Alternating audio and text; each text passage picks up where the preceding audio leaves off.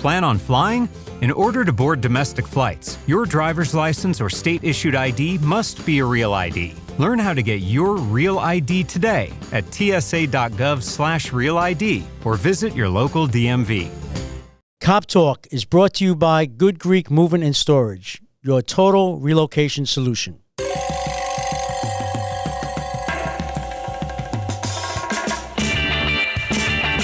This is Cop Talk, talking crime, cases, and backing the blue. Now, here are your hosts, Captain Ed Mehmet and Detective Kevin Schroeder. Hello, everyone, and welcome to another episode of Cop Talk. I'm Kevin Schroeder, your host. I'm here with my co-host, Captain Ed Mehmet. Hello, WABC listeners. Here we are again with another interesting guest. So today's guest is Ken Genalo. Ken is the New York City Field Officer Director for ICE. As we all know, the immigration crisis continues to heat up. Last week, a pair of suspects, I believe from Venezuela, attacked and carjacked some off-duty cops up in the Bronx. As we know, the migrants' situation in New York is just getting out of control. It needs to be stopped. It needs to be under control. And Ken is here to speak about that. Welcome, Ken. Thank you. I appreciate the ability to come on and talk. I always say that it's very important that the public understands the mission-critical function that the men and women of ICE ERO, which stands for Enforcement Removal Operations, execute within the community. We basically ensure that all public safety threats, national security threats, are removed from the communities and placed in removal proceedings before an immigration judge. So they have their time in court, and if they're ordered removed, then we remove them from the United States. So, it's a very important function, and many people don't realize the work and the importance of the work that my staff does. So, Ken, you grew up in Brooklyn? I sure did, if you couldn't tell. I mean, yes, I grew up in Brooklyn. I lived there most of my life when I was younger, and I went to Xaverian High School and then over to Pace University, and then made my way to the federal government. It's funny, as I got into law enforcement because I used to work security at Shea Stadium at Madison Square Garden back in a while ago, let's just say. And a lot of the people I worked with wound up going into law enforcement, whether it was NYPD or other jobs. But I went federal, and I got in with the federal government back in '92. So this weekend, I'm actually hitting 32 years, all with immigration in the federal government. And most of the time I've been in the office in Newark, New Jersey. I've actually been detailed to run the office in El Paso, Texas. And then within the last 2 years, I've been running the New York City office here for ERO. So how was it growing up in Brooklyn?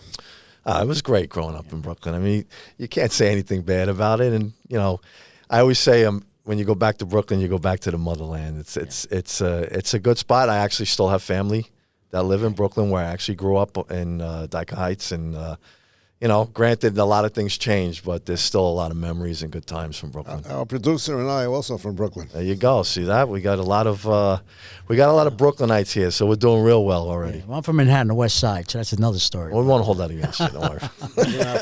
Yeah, Brooklyn. To me, Brooklyn was somewhere in Long Island. But that's okay. We never left the island of Manhattan when I was growing up. A little more. Give us a little more background in regards to law enforcement. How you rose up the rank to where you are today. Well, like I said, basically, I started out, believe it or not, in 1992 as an immigration inspector at JFK Airport. Those are the people that you see when you come in from foreign, and you have to have your passport stamped, and they inspect you and they admit you into the United States. And then from there, I went over to Newark Airport, and then eventually I went over to ICE, because at that time when I was at Newark, that's when 9/11 occurred, obviously, and then we used to be part of DOJ.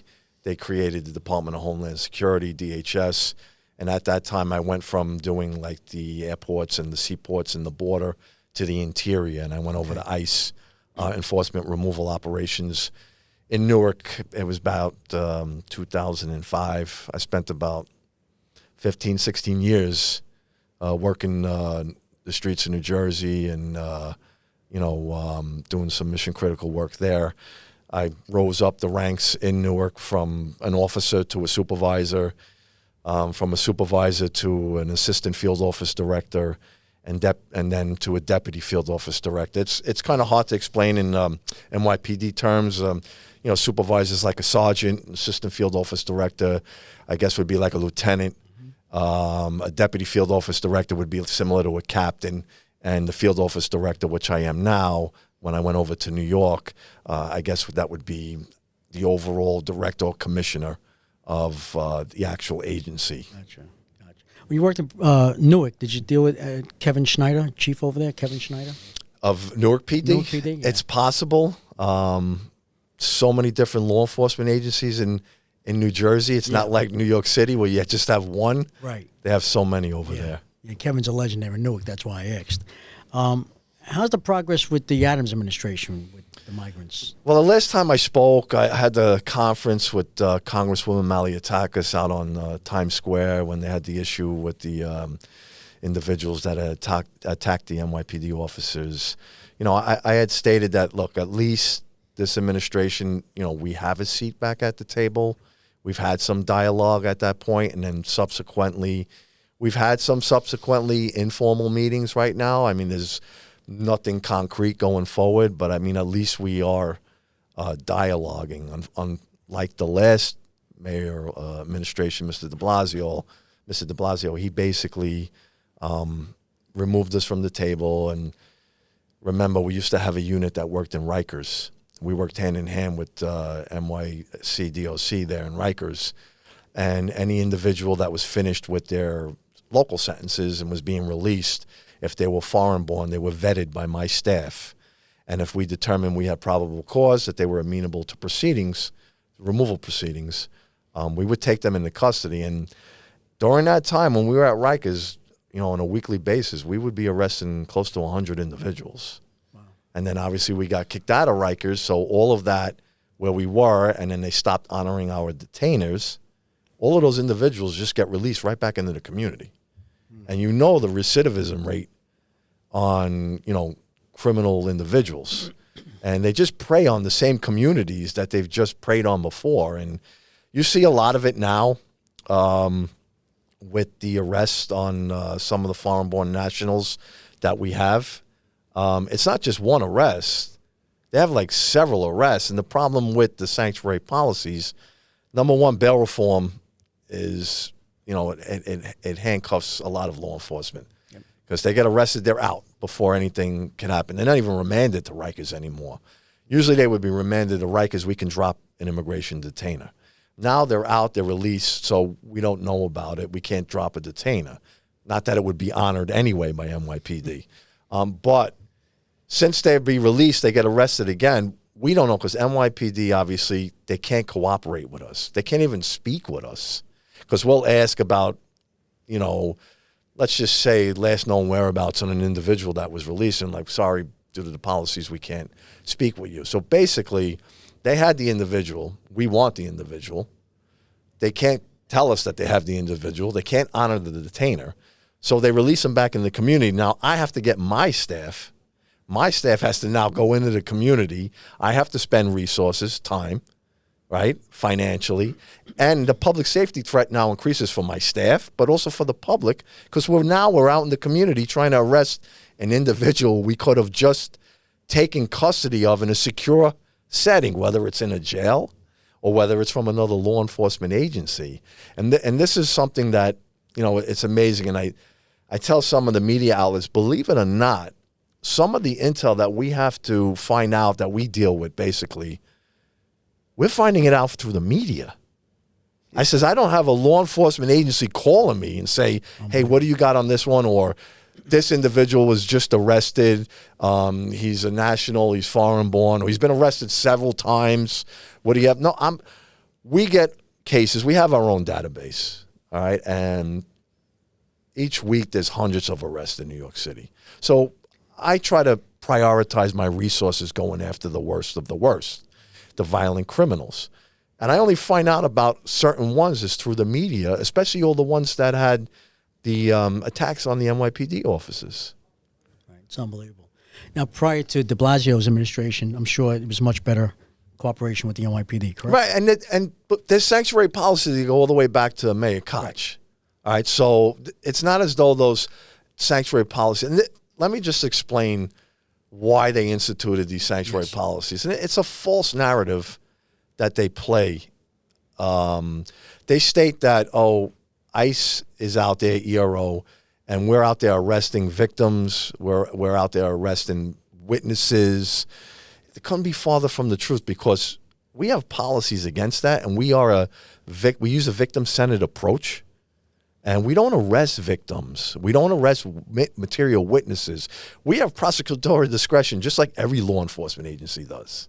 So when they push this narrative that they won't cooperate with law enforcement, it's farther from the truth, because we're not there looking for victims. We're looking for the perpetrators of the serious crimes. So those policies that they enacted in the de Blasio era basically told all law enforcement agencies, you can no longer cooperate with ICE, you can't speak with ICE, you will not honor ICE detainers if they lodge detainers against individuals. So basically, all these people that we would have encountered, we would have taken custody of if they were amenable to proceedings, they're just left to roam in the streets. So how can you say sanctuary policies benefit the citizens, residents, and migrants of New York City? It's basically when we work together, law enforcement, whether it's federal, state, local, it makes the communities safer. Right now, when you're releasing criminals, and some of them are serious violators, back into the community, you can't say that this is a benefit for the residents and citizens and migrants of New York City. It's not. It's the total opposite. Ken, the forerunner of ICE was INS, correct? Correct. That is correct. So for the listening audience, INS, as I recall, was Immigration and Naturalization Service. You got it. And ICE is, can you tell the audience? Sure. It's Immigration and Customs Enforcement. Right. And ICE has 3 directorates under it. It's HSI, which is Homeland Security Investigations. It's ERO, which is what I am the director over. It's Enforcement Removal Operations. And it's also OPLA, which is our Office of Principal Legal Advisor, which is our attorneys that we use. And that came about after 9/11. Correct. 9/11 created the Department of Homeland Security, and then ICE was formed after that. You know, you mentioned former Mayor Koch. I remember when that order went in. I think it went in 1988 originally. It was an executive order. I was a detective then, and I was in narcotics. And quite often we came across foreign nationals dealing narcotics, particularly Colombia, South America, and we would hold them for you guys, and they would disappear. I remember Koch came out with an order saying the police will no longer cooperate, but that was an executive order. It wasn't an actual order, a legal order. It was an executive order from the mayor's office, and that was a big mistake. Now, I believe it's changed where now it's codified. Correct. Right, which makes it even more difficult. Correct. Yes. It's been passed by the city council in New York. The policies, that put into effect this limit and this lack of cooperation. And just recently, I attended a press conference with Councilman Borelli and Councilman Holden and the bipartisan Common Sense Caucus at City Hall. They're proposing a legislative bill that doesn't change the sanctuary policy. All it says is change the one part that states that you can't cooperate with ICE. And you know what? That is going to make a huge difference if they can do that. So it sounds like the process now is easier than under de Blasio. Well, I don't know if it's going to pass. I sure hope it is. But the problem is that right now there is no cooperation at all with ICE. But at least there's an attempt to change things. Well, this Blasio probably wouldn't have happened. This Common Sense Caucus, they've been working on this, and they proposed this legislative in this bill, and obviously it has to go before the city council. Now, what about Rikers Island? Will that be included? Well, right now I'll take any cooperation we can get from our law enforcement partners, specifically NYPD. I would love to have a unit back on Rikers Island again, and the only reason why is it's going to allow us to take custody of dangerous criminals in a safe, secure setting that need to be placed in removal proceedings, and that I don't have to have my staff go out into the community and try and rearrest. Because we all know if we're getting them in a residence, they have the upper hand. They know what's in the house, right? So it's a danger factor for my staff. Or if we're trying to wait them out, there's a lot of time and resources that are spent when we could have just taken custody of the individual directly in the secure setting. Well, given the sanctuary laws in New York City, what do you think the ultimate solution is? Well, I don't know what the ultimate solution is. I know the solution that I would like to see, and that is basically the cooperation restored between NYPD and ICE ERO, because we have overarching priorities. And our main priority and function is to keep the city of New York safe. So if we're not working together, how do we keep the city of New York safe? I'm here to help. My staff is here to help. We say it all the time, and I'll tell any law enforcement agency, any sheriff, any mayor, if you want my help, I will give you my help. The problem is when I ask for information or reciprocation, the sanctuary policies will not allow them to help us. Well, let me give you a scenario. Trump says that if he becomes president, there's going to be mass deportations. Would not that involve your agency? Well, I mean, immensely. I can't speak on what would happen if individuals were elected, but anything that involves removal of individuals from the United States would fall under the purview of my agency, Enforcement Removal Would your Operations. agency have the resources to handle such a program? Well, just take a look at law enforcement around the world now, or just the United States. Every law enforcement agency is lacking resources right now. It's very hard in this climate, in this era against law enforcement, and same thing against ICE. You have anti-ICE rhetoric. And, of course, there's budgetary issues. We would all like to have more resources, and I'm the same way. I would love to have more resources. What about the idea of deputizing police officers? Can that be done? Oh, I don't know. That's something that... One of my favorite ideas. I think it can be done. Of course, the city would have to agree. But yeah, that would fall solely on New York City. Right, but your agency would have to agree to that also. Yeah, I mean, that's something that they would have to speak about, the federal government. And because it's obvious that local police are the eyes and ears. They know what's going on. They know absolutely. But that's why we want their cooperation, 100%. Right, but if they would deputize, it could actually hold these people for you, somehow arrest them under the federal law. It would make your life easier. Then turn them over to you. No, I understand. But one of the things that, a lot of the people talk about with sanctuary policies, and I want to make sure that people understand this, is, look, we're not asking the local law enforcement to do our job. We can do that on our own. We have no problem with that. All we're asking for is the cooperation, because you'll hear them saying, we're not doing the federal government's job. We're not asking you to do the federal government's job. All we're asking for is cooperation. I have my staff. We'll do the job. But you're a law enforcement agency. We're a law enforcement agency. When do you not cooperate with each other? I mean, does make no sense. And I go back to the old adage, I was at the time in Newark. In 2001, I was part of a special response team, and I was deployed on 9/11 to come and help here at Ground Zero in the city. And to that day, to this day, that day lives in my mind, and it motivates me with my staff, is that I never want to see that happen again. And one of the main reasons the 9/11 Commission stated it happened was due to the lack of cooperation between federal, local, and state law enforcement. So it's almost as though we're going back. And maybe at that time it was the feds that weren't cooperating. Now it's the other way around, where you have your state and local that's not cooperating with us. So, it's food for thought, and I just wish we could stand. We should be side by side, arm in arm with NYPD all the time, and any one of our law enforcement partners. We're doing the same job.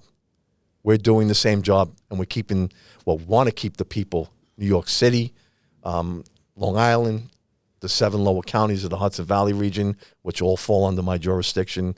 That is my main purview, is to keep the community safe.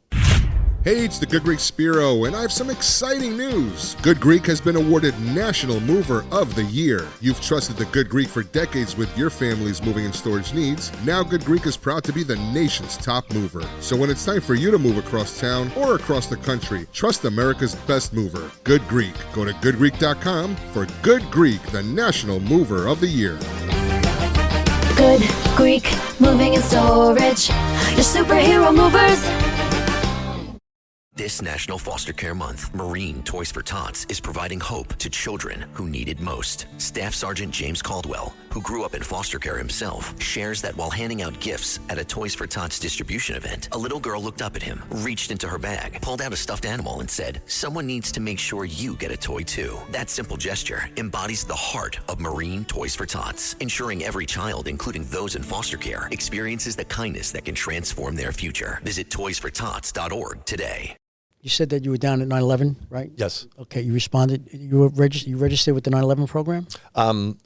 Yes. Okay, make sure you stick with that, yes. because a lot of people don't know about that. Yes. No, trust me. We make sure we put that out in the office. Okay. Absolutely. Great. So at this time, I just have to take a moment to thank our sponsor, Good Greek Moving and Storage.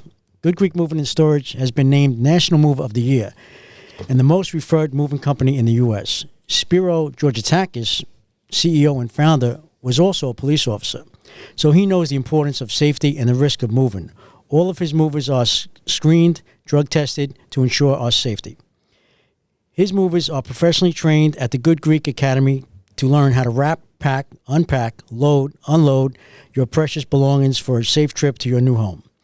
Good Greek is your total relocation company that will help you find a home, sell a home, get insurance, transport your car, take your junk and move you. They're your one-stop shop for all your relocation needs. Good Greek Moving and Storage is also the official movers of 18 colleges and major league sports teams in the state of Florida. So whether it's a move across the town or across the country, trust America's best movers, Good Greek. Schedule your move today at goodgreek.com. And believe it or not, I just moved recently, and I have used Good Greek. And they are good. They're the real deal. I've dealt with movers in the past, and many cops that I know, retired guys going from New York to Florida, have used them. Correct. And that's the real deal. So anyway, back to what can our listeners do to help you get this mess straightened out? I know that the city council is considering a change referendum, I believe. Right. That's the one that the Common Sense Caucus has proposed. A referendum to whether or not be a sanctuary city. Correct. I mean, obviously, the listeners, that your listeners there, number one, like you said, people that are law enforcement out in the community are eyes and ears, but so are our listeners. And if anyone has any type of lead, or they believe there is some crimes that are being committed, unfortunately, I don't get the cooperation or information from NYPD. If they want to report it, I have an email. I'm be glad to speak it out right now. If you see anything, or if you know of any type of crimes that involve foreign-born nationals, please report it. It's newyork.outreach@ice.dhs.gov, and we man that email for leads, and we follow up on them accordingly. Is there a telephone number?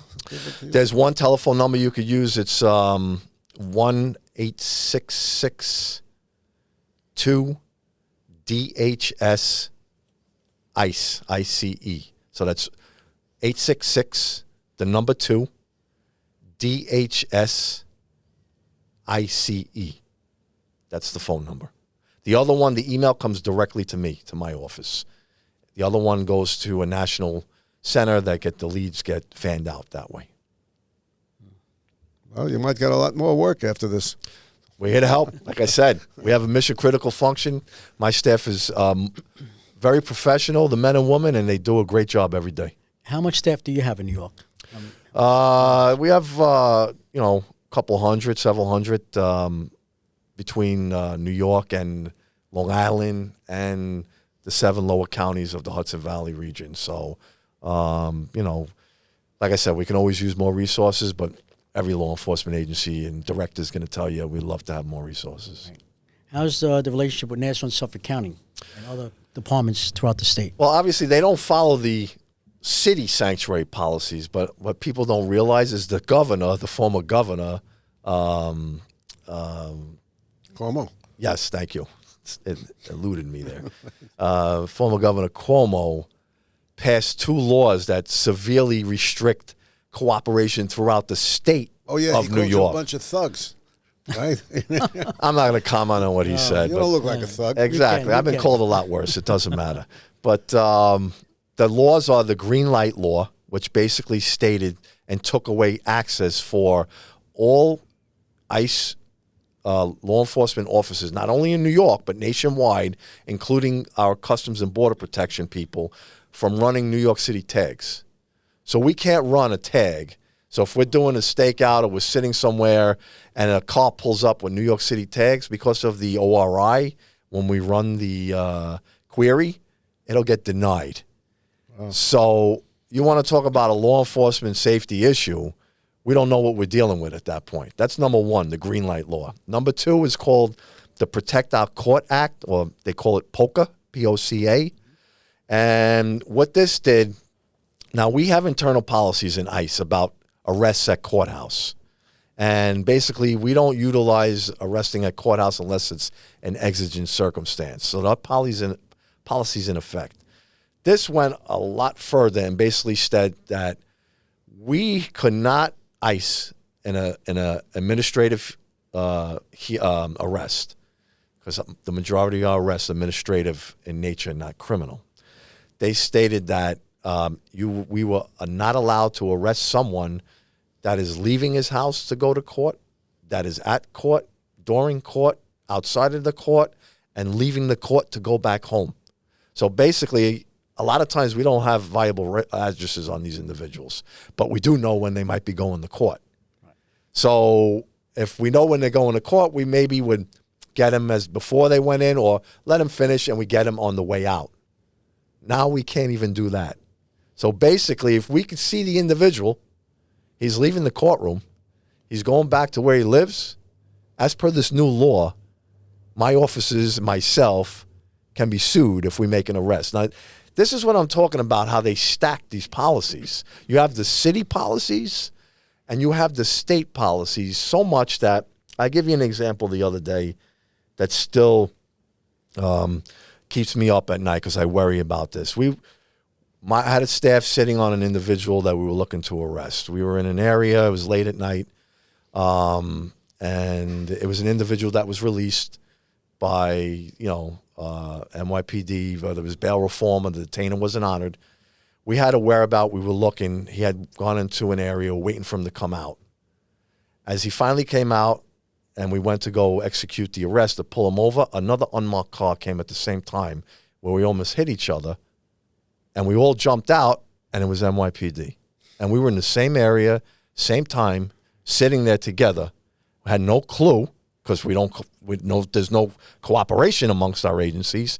And we found out what their lead is, that their source told them the individual was supposed to have guns loaded in the car and on him. My staff didn't know that. Wow. My employees didn't know that. And on top of it, you have agents jumping out and officers jumping out. Who's to say they don't realize, because we're all undercover, that you have a friendly fire incident? And this has to stop, because now we're coming to the point where not only there's no cooperation when we should be cooperating, we're almost having incidents that occur because there's no cooperation. And that would really weigh on my mind if anything like that would ever occur, because it's so inane that these policies that they state protect the individuals, and it's so farther from the truth. That's not safe. That's just a safety issue that needs to be addressed. Absolutely. I totally agree with you, Ken. Captain? It's very frustrating. I'm sitting here and I'm squirming. Because, after a 40-year career, I can't believe this is happening. It's most terrible, New Yorkers, terrible. I'm sure, are totally unaware of what you just mentioned. That's what I'm saying. That's why I want to get it out there. I want to educate the public, just so they can. And I tell them, take a look. This just recently happened in Maryland. You have 2 jurisdictions that were sanctuary jurisdictions, Baltimore County, Montgomery County. They decided to change their sanctuary policies and now work with ICE in those areas because of all the crime that was occurring. Right. It's common sense. I don't know why we can't do that. It makes the community safer when we all collaborate and work together. Yeah, we agree. I agree. You agree, right, Cap? Yeah, well, I think as these incidents keep up, with the illegals, especially when they confront law enforcement and they fight, and they a couple of shots, I think the public will become very aware and get very angry. Hopefully it's not too late. I mean, it needs to stop now. Absolutely. I agree 100%. I understand, Ken, you're also a hockey player. That is correct. I am, yes. Yeah. So Ice hockey. Ice hockey, I've been playing almost 50 years, a little over 50 years. And I always tell my staff, I said, look, the job is stressful. You need to have ways to decompress. I said, I have two avenues. I'm a gym rat. I've always been a gym rat in my life. Okay. And the other one is I've been playing hockey for 50 years. So if I have a bad day, I always say I just feel sorry for the guys on the other team that night. I like it, Ken. I like it. Ranger fan? Yes, diehard Ranger fan. I'm still in mourning. It was a good run. Florida's a good team. They're Yes. very strong. Yes. They're a heavy team. They're meant for the playoffs, and hopefully we learn a little bit from their makeup because either us or Florida, obviously, I think would win the final. Absolutely. And I think Florida's the winner on of its way. that, I believe, series. Yeah, I mean, win the Stanley Cup. we need to learn a little bit from that because they're totally heavy team. That the way they play defense first. So I'd like to thank our guest today, Ken. Thank you very much, Ken Genalo, New York City Field Office Director of ICE, right? Correct. Okay, and plays ice hockey. Yes, see that? There you go. I like it. Thank you, everyone, for listening. If you like what you hear, please subscribe to Cop Talk. You could also follow us on Twitter at Cop Talk WABC. That's at Cop Talk WABC. Until next time, thank you for listening. God bless you. God bless America. And God bless law enforcement throughout the country, as well as global. Yes, 100%. Thank you. Until next time, be safe. Thank you, gentlemen.